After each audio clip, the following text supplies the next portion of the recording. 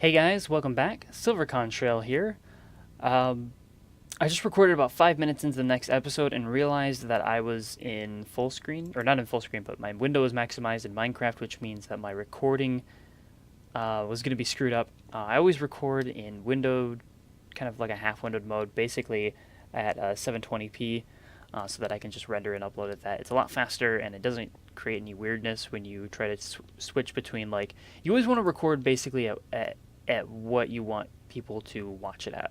So I always try to record at 720 by 1280, and unfortunately I just kind of forgot and I had my screen maximized, so, or not maximized again, expanded, and so that was screwed up. Anyways, today we're going to play SolitaryMini. Yeah! You can see that I fixed up my base here, of course, because last time I didn't know that you needed to give the pulse jet furnace water, which I'm giving it now, or it explodes. So, yep, that was a little mishap on my part, but I fixed it. I ran it a couple more times. I got some stuff for it, and of course, if I need to run it in the future, I do know how to do that. So, pretty cool, pretty cool. Today, we still need to make those magnostatic engine upgrades. Boop, let's go down here. This guy still is not powerful enough to power all of these things in the extractor, which is really what I need it for, more than anything else. So we are going to fix that, I hope.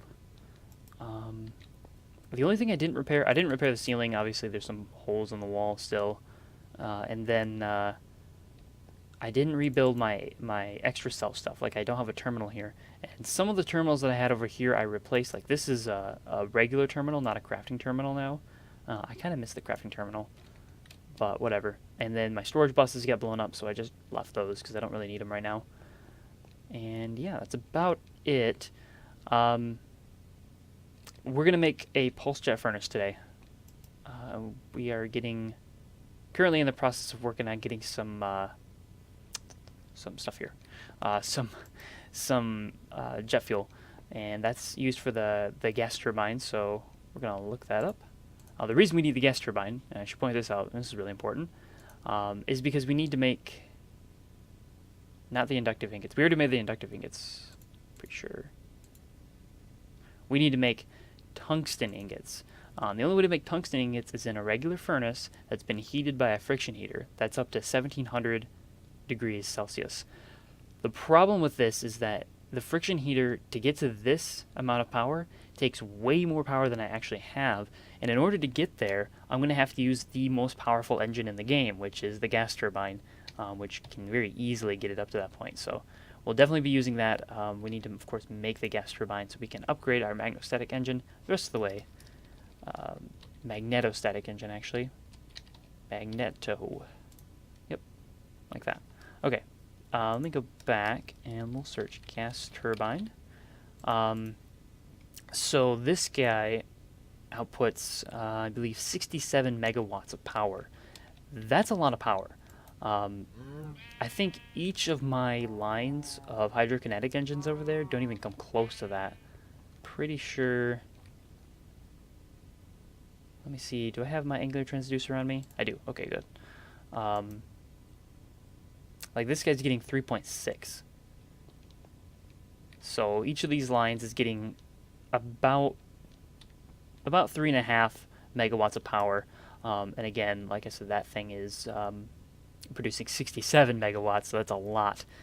Very, very, very, very powerful engine.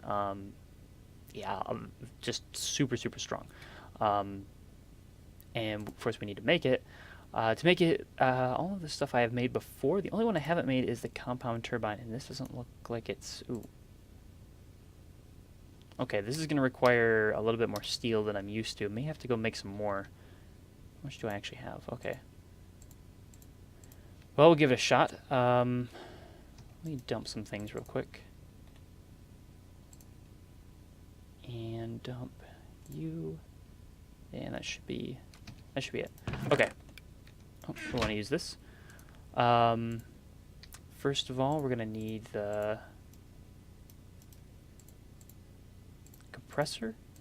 Then we need the diffuser. And my crafting is off because I'm not used to the frame rate difference. Like when I record at 30. When I play, I usually play at 60 or more. So it's a little bit... I'm going to need redstone. I always forget redstone. And this is why I like the crafting terminal better. For some reason, I decided not to put it on. I don't know why. We need an ignition unit. And then it's the ignition unit with the steel cap. And finally, well, not finally, I guess. Well, yeah, I guess finally. Compound turbine. We need a regular shaft core. Those aren't too hard to make. Okay. And finally, actually finally, the turbines. Oh, wait. What?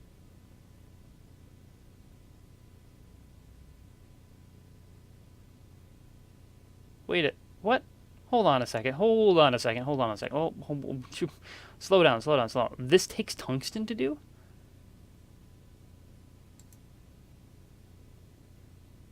What? Oh, I didn't know that. Oh, no. We need the gas turbine to make tungsten. But I don't have tungsten. Alright, let's look up some alternatives. That is just a pain. Okay. We need something that can give us a decent amount of power.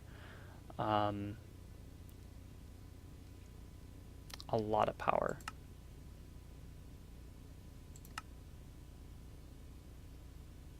Something that can give us power. Okay.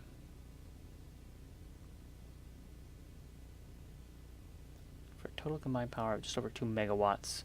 What is this powered by? Does this take jet fuel? This does take jet fuel. Okay, so...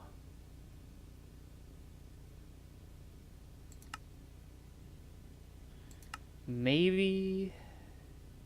no, I can't make this either, because this takes turbines. And you can't make turbines without tungsten. What a pain! How are you supposed to make this, then? I don't even... I don't know. This is really, really odd.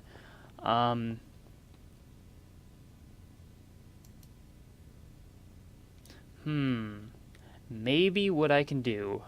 I kind of don't want to do this, but nevertheless, I can do it.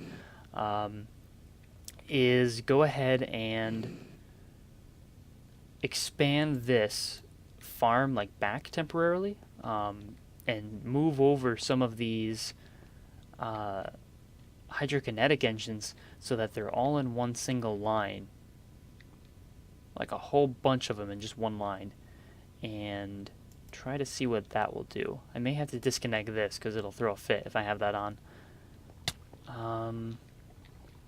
This is the only way I can think to get enough power, because I'm still short on how much power I actually have. Like this is 3.6, and this is getting 3.1, because this one doesn't have an extra engine on it.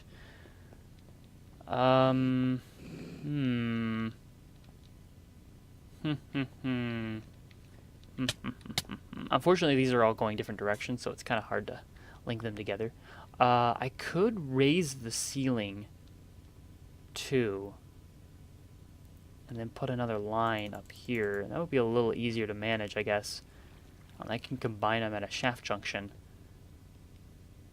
So I could maybe take over this side or this side and stack them.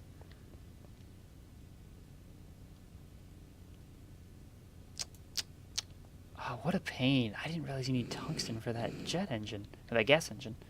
Gas turbine, that's what it's called. Oh, what a pain, what a pain, what a pain.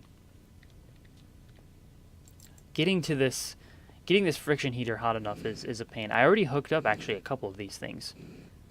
So I hooked up, I think, 3 lines, and it wasn't enough power to get there. So I don't know what it's going to take. Well, let me do some experimenting. I might do some crafting, and we'll see where we can get with this. I got to do some thinking.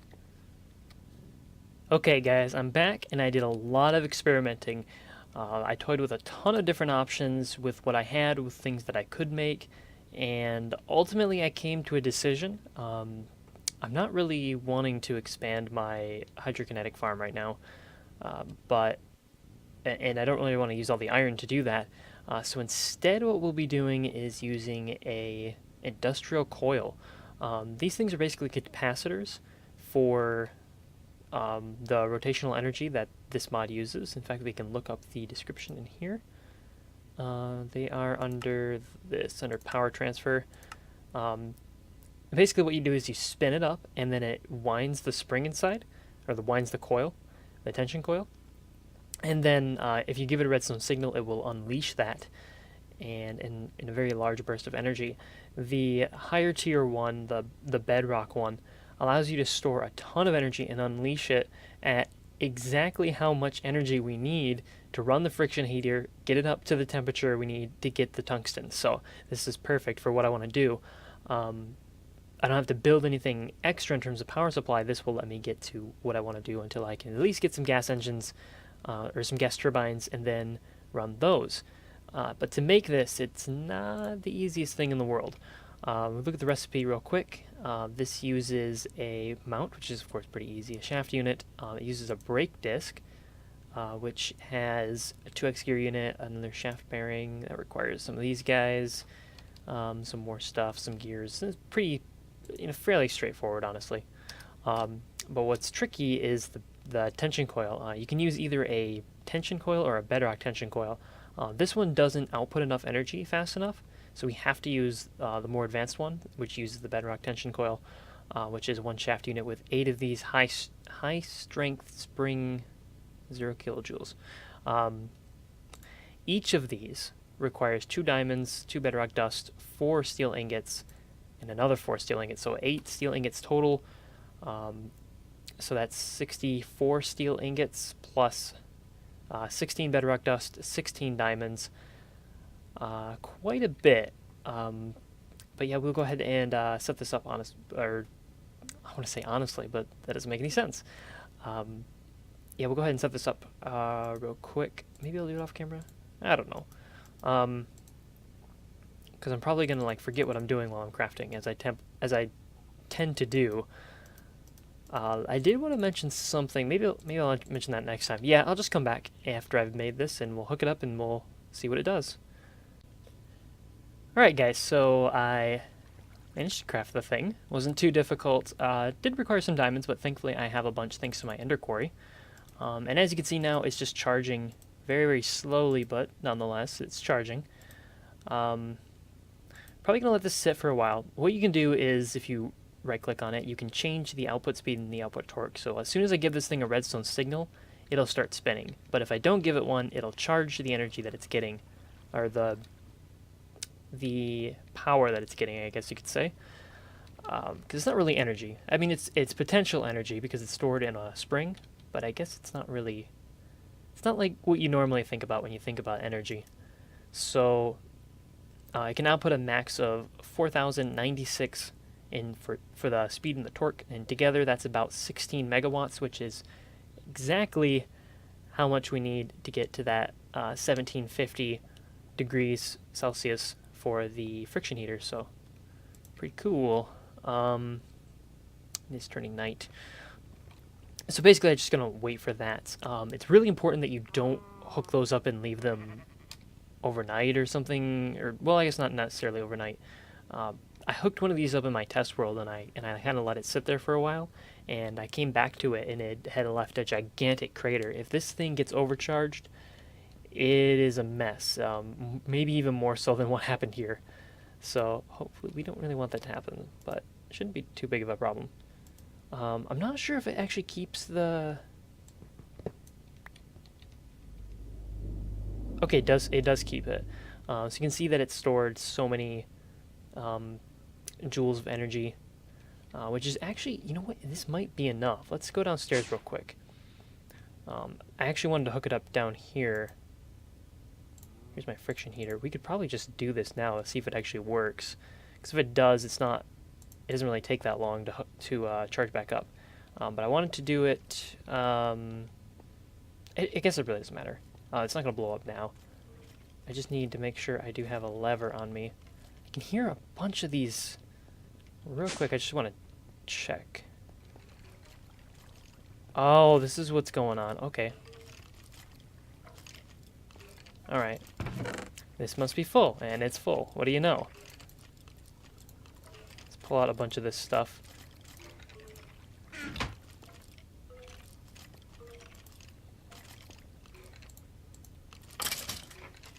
And now they're gonna die. Cool. Alright. Just let it take out all of this stuff. I don't really care about any of this. Put these back in.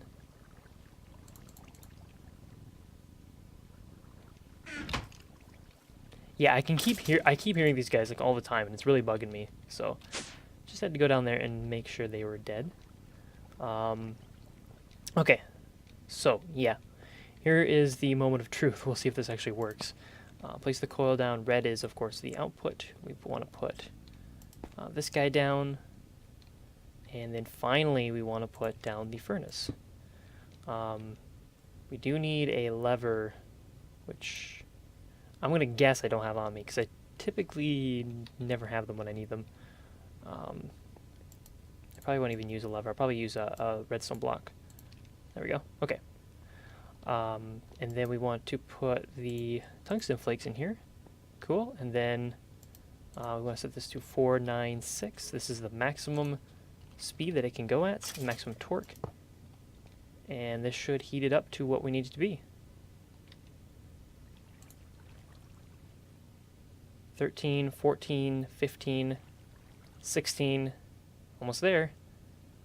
7, oh, not 17 yet. 17, 17.1, 17.2, 17.3, 17.4, almost. No, it stopped. Why did it stop? Did it run out of energy? No, it ran out of energy just short. Oh, okay. But that's good news anyways. It tells me that this works, so we can just leave this be for a little bit. I'm going to charge it up for a while, and I'll be back, hopefully with some tungsten. And I gotta make some more, actually. I don't have that many flakes. And I think I need 4 anyway, so I have to run this. You get tungsten as a byproduct of passing redstone through an extractor. So I've been kind of messing with this. I can still run parts of the extractor, just not all of it at once. I just had to make sure I come back here and I manually change my 4-to-1 gearbox from torque to speed. And that allows me to do the different ratios, so it's not too bad. Got some redstone flakes. Not any tungsten flakes, though. But yeah, I'll be back, and hopefully we'll have tungsten. Alright, here we go again. One last time. Should be enough to do it. Let's make sure I got all of my tungsten in there. I've got 5 flakes. Alright, here we go. Hoping this works. Where's my angular transducer? Oh, it's right there. I don't know why I can like never see that on my hotbar. I've got a gigajoule in there. Actually, over a gigajoule. And 3, 4, 5. That's it. There we go. We got them. So just want to pick this up immediately and stop everything. And we still should have quite a bit of power left in here. Yep, still over a gigajoule. Awesome. And we finally have tungsten ingots, which means we can finally make the next upgrade to our magnostatic engine. As soon as we get one last thing, we do have to make one more inductive ingot for this recipe. Fortunately, that means I've got to go use this guy again. This fantastic thing that I really don't like using. Pretty sure this guy requires 1 watt, requires that many radians per second, which means we need a gearbox for this. I forgot we need a gearbox. So we want to go, let's see, gearbox, and then upside down gearbox, and then the coil. Do I want to do it this way? I think I do.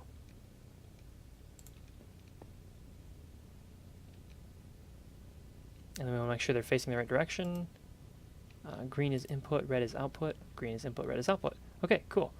What do we need for this guy? This guy wants at least that much speed. So make sure this is on speed mode, and it is. So anything I put in here will be times 6. And the speed it wants is 131. So we need something, 131 divided by 6 is the amount that I need to put in here, right? Do I need maybe another one? I might need another, or not 6, but 16. Yeah, so this divided by 16, which is a number, I guess. I'm not really sure what that number is, but I think to be safe, I'll just put 2048 and then 2048, and we'll run at this speed. And if this isn't enough, then I'll just expand it. Oh, it does not have enough speed. Okay, so we want to, actually we can 409, oh wait, no. We want 1024, and let's make this 4096. Let's up the speed all the way. And we're still missing half of our speed. So we want to cut this, and, oh, come back here. And we want to add a 2-to-1 gearbox, and that should be all we're going to need for this 2-to-1 gearbox. So we'll slap this right here. This is backwards. And now it's good. And then we want our industrial coil once again. Place this like this. And it is once again backwards. I hate how the default direction is definitely not the way that I want it to go. 4096, and then I think I had this at 1024. This is probably overkill, honestly. And we'll do that. Actually, I probably could have just upped the well, meh, no, I couldn't have. Okay. I thought that through. I figured it out. I'm going to very quickly want to maybe destroy this thing in case it gets too hot. It shouldn't. If it gets above 900, I'm going to pop it. 8, 24.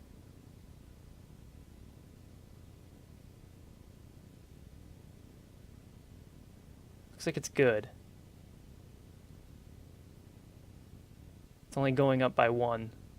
So it should be okay at this point. We've got our inductive ingots at least.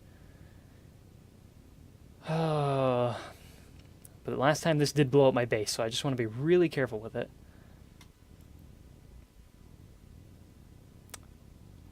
Very, very cautious. Again, not using a whole lot of jet fuel, which is really nice. I don't think you really need to use this for a whole lot. Looks like it's stuck, so we're pretty good. The only thing this makes is the 2 upgrades.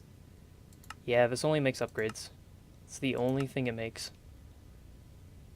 So I guess it's not really any point to make a bunch of it. I thought it made maybe some other things, but I guess it's just the upgrades. I already have the tier 5 upgrade. This isn't actually that difficult to make. So, yeah, it's just this one. And we have the tungsten for that now. And we have everything else for that now. So yeah, we could make that if we wanted to. Or not that one. This one takes the steel. 1, 2, 3, or actually 1, 2, 3, 4, and then 1, 2, 3, 4. Finally, this guy. Pop this out, and there we go. That should be it. And this has 1 more to go, and boom, we're done. Disconnect you, and we'll let that all simmer down. How much power did we go through? We still have quite a bit of power left in here.